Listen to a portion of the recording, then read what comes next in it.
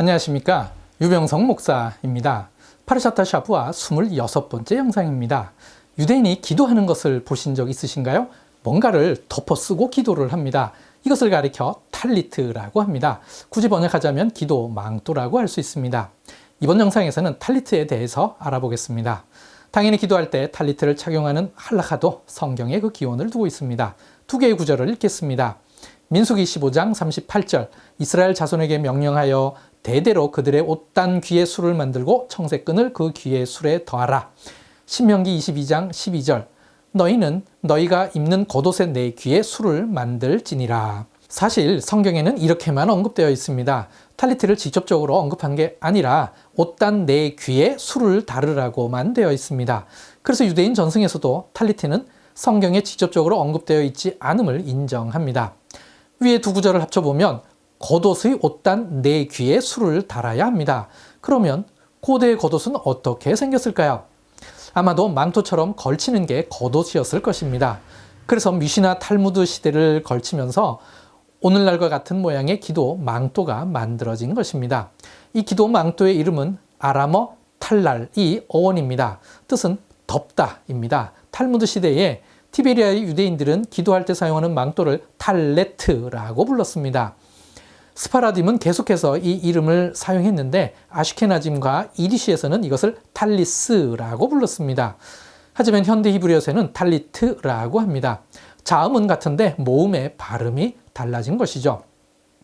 설명해 드렸듯이 탈리트가 만들어진 목적은 옷술, 즉 찌찌들을 달기 위해서입니다. 그리고 이 옷술을 어떻게 사용해야 되는지 성경이 분명하게 설명하고 있습니다.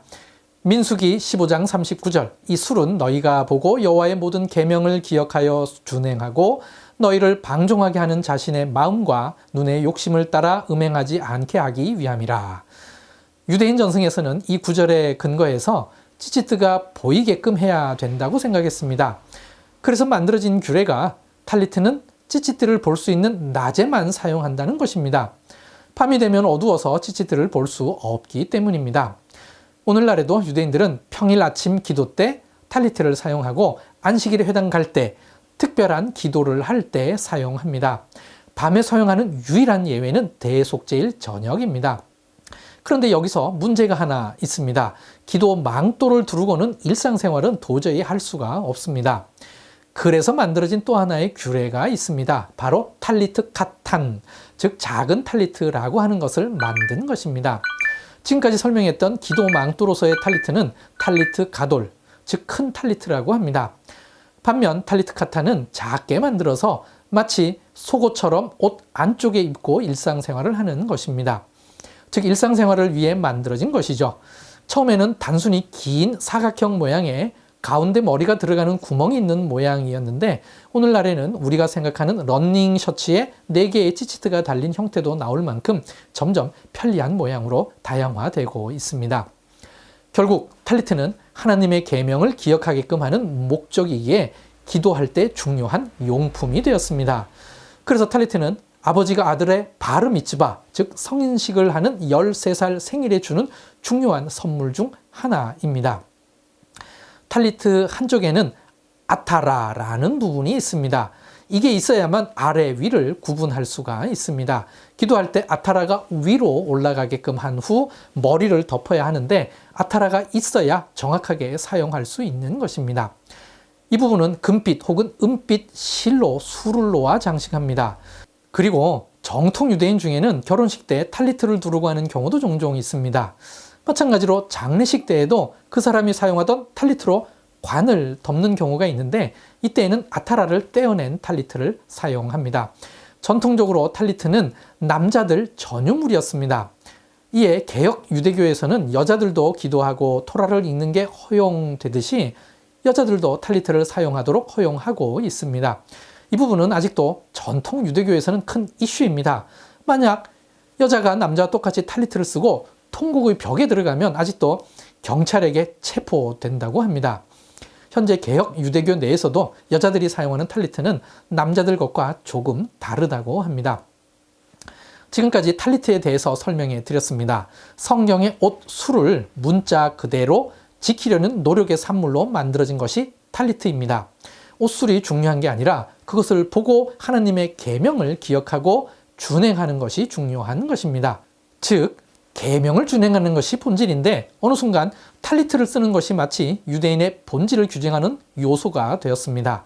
굳이 탈리트가 아니더라도 하나님의 계명을 기억하고 그것을 준행하는 것이 보다 바람직하지 않을까요? 그런 게 성숙한 성도의 모습일 것입니다.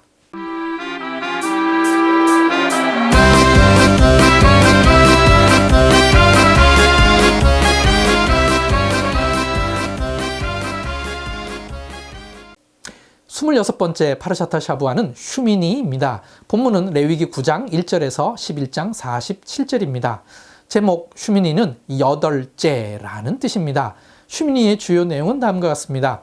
아론이 속죄제, 번제, 화목제를 드리다.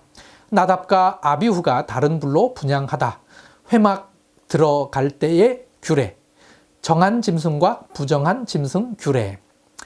회막에서 하나님께 제사를 지내는 것이 다윗이 언약궤를 예루살렘으로 올리는 것과 모티브가 유사하고 특별히 나답과 아비후가 여호와께서 명령하지 않은 다른 불로 분향하다가 죽은 것이 법궤를 옮기다가 웃사가 죽은 것과 비교될 수 있습니다.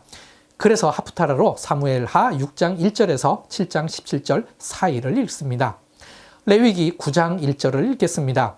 여덟째 날에 모세가 아론과 그의 아들들과 이스라엘 장로들을 불러다가 여덟째 날은 일주일인 7일을 다 채우고 새로운 한 주간이 시작되는 첫날이 여덟째 날입니다. 숫자 7이 완전함, 안식과 연관이 있다면 숫자 8은 그 완전함과 온전함 이상으로 넘침을 상징한다고 볼 수 있습니다. 실제로 8은 히브리어로 슈모네인데 자음은 샤멘이라는 단어와 같습니다. 샤멘은 기름, 비옥함을 뜻합니다. 그래서 구약 성경에서 8일째는 일주일이 온전히 다 지나가고 새로운 시작으로서의 첫 번째 날을 의미합니다. 성경에 나타난 8일째와 관련된 사건을 정리해 보겠습니다.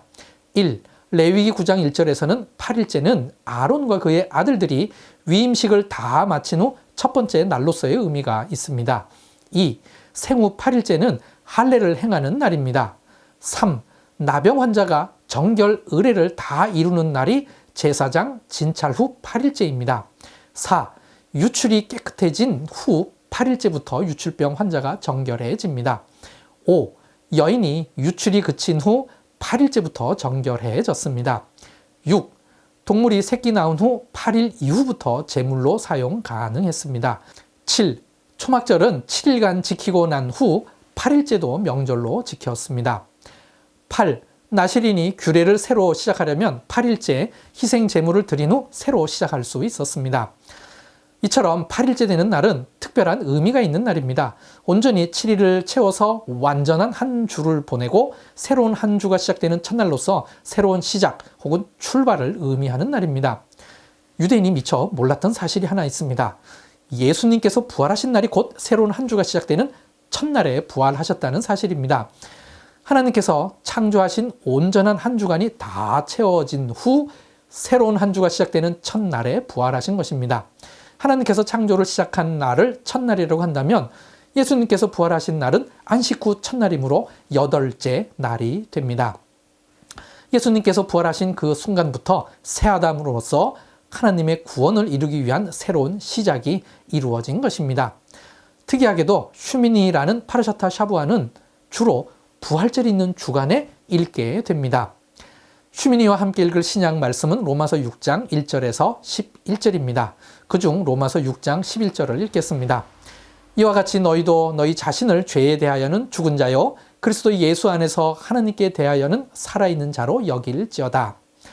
예수님께서 사망을 이긴 첫 열매가 되셨습니다. 우리도 죄에 대해서는 죽은 자가 되고 하나님께 대해서는 예수 그리스도를 통해 살아있는 자가 되어야 합니다. 부활의 소망을 가진 자로서 어떻게 하는 것이 진정 새로운 시작인지 깊이 있게 고민하고 과감히 실천하는 한 주간 되시길 바랍니다. 감사합니다.